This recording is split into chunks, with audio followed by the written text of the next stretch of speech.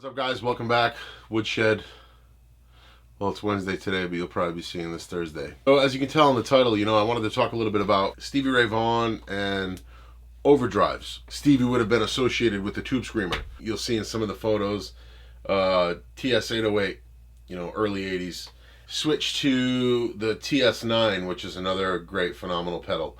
And later on in his career, around 89, 90, he was at times using a TS-10, which is a great, to me, the TS-10 is the clearest of overdrives. But there's a period in 1987 where Stevie's tone kind of changed up, and you can attribute it to his sobriety and wanting to hear something. Maybe, Stevie always said that you can see things better and you can hear things better. And I think he meant some of that from a spiritual sense, but also I think they were going for something a little different, probably trying to bring stage volume down a little bit. I know that was a factor, and even though he was still playing blistering loud, I think he was hearing more what he wanted to hear. 1987 really sticks out. The tail end of 86, you can hear a lot of it too, but 87 really sticks out because there's this certain percussive low-end drive when he would be using a boost or a drive pedal. You'll hear there where I said when he would be using a boost or drive. So an overdrive, is meant to overdrive the amp, right? Now, Stevie was really unique in a way, like he was using it to just push the front end of the amp harder, and kind of make his sound go from here to here, just kind of make it bigger. He wasn't necessarily trying to change his tone stepping on a pedal. He would only use it as a utility and not just as a, I need this to be my tone. And we all know that. It's been discussed. I've done interviews with plenty of players about that, but I just don't want to get that confused. He wasn't dependent on it. With his power and the volume he was playing and his playing power, he could play those gigs with no pedal. And in the early 79, all that early stuff, he's not using much on the floor, So I just didn't want to get that confused. It's not a staple to get a sort of Stevie Ray Vaughan tone.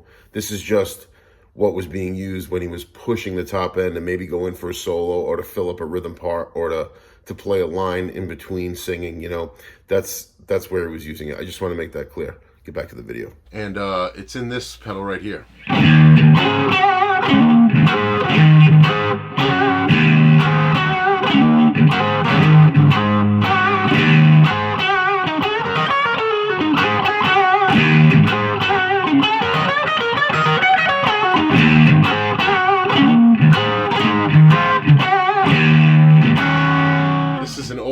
Electro Harmonics Hot Tubes. I'm not actually sure what version this is, and I'm not fully sure.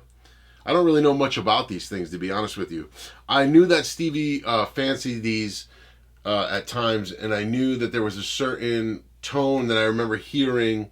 I think it was the Daytona show, but also there were some live shows he did in Hawaii in '87 with ZZ Top. There's the Iowa State Fair from 1987 that had killer tone. And there's a show in Nashville, the Volunteer Jam, that was really great.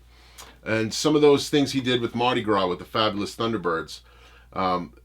This pedal was in use. And it's got a really peculiar, yet, something comfortable, but also something different. The thing with this is, I think, as we all are as guitar players, I think like Stevie was searching for something better. And he said there was a great gear rundown interview he did with a European reporter speaking about his gear. And he said he's always looking for something, but he hasn't found anything better than the Tube Screamer. And I think this is a testament to him searching for new tones. The great thing about this pedal is you can really dial in a tight, clear overdrive, but this tone knob is really great for the bass.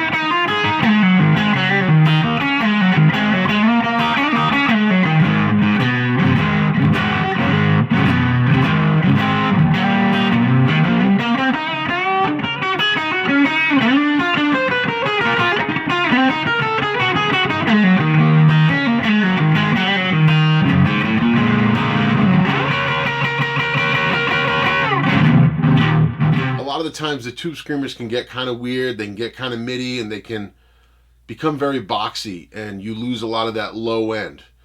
And I think when the volume was higher with Stevie's rig earlier on, he was getting a lot of natural low end from the amps being turned way up.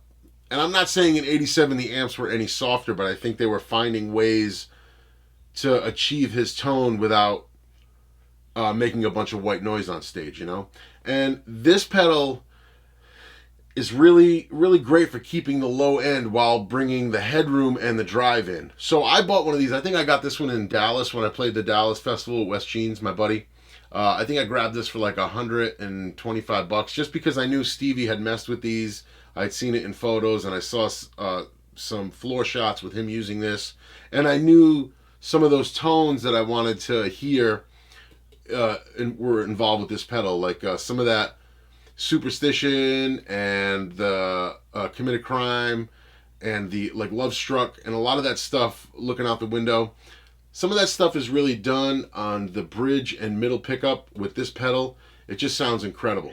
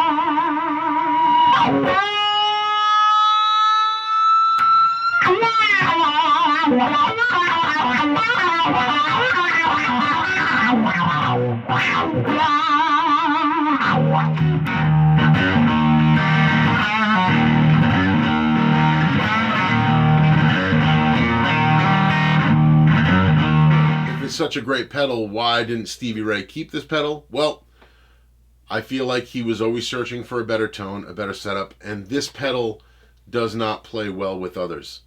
This has a transformer inside, and it's plugged right into a receptacle, and this pedal is at times very noisy. There is some hum there, which is expected of certain pedals of this nature with a transformer inside. But as far as getting along with other pedals at high volume, it has a really hard time getting along with the wah-wah and a really hard time getting along with other drive pedals. So that could have been a factor, you know, and I think it was. I think ultimately great, but put it aside. Maybe use it for the studio or something.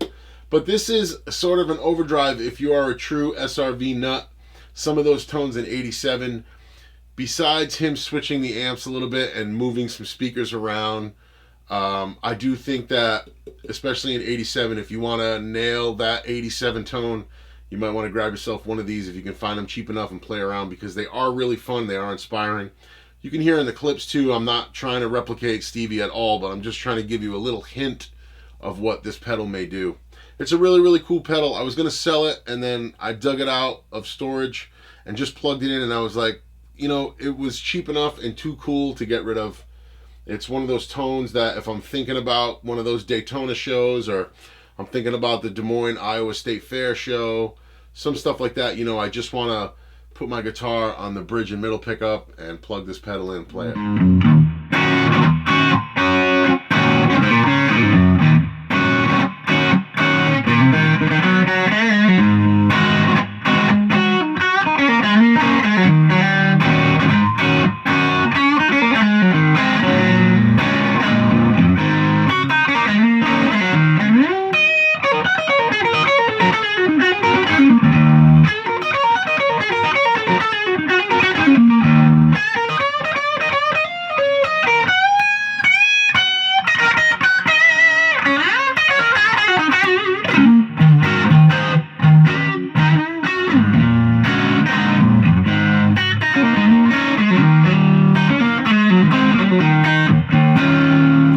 I'll leave a couple of links down below and maybe a couple of clips up here. For you SRV fans, like I said, there's a lot of people on here who have similar interests like me. They enjoy Stevie Ray Vaughan, and this is one of the pedals that will kind of get you there in a way. Kind of like, you know, once you start really getting deep, everybody usually ends up finding a Leslie, and everybody gets a super reverb or something like that, because there's just kind of these little tools that kind of get you to that point that you say, okay, this is great, and then we end up sounding like ourselves, hopefully, with the influence and inspiration that Stevie gave us.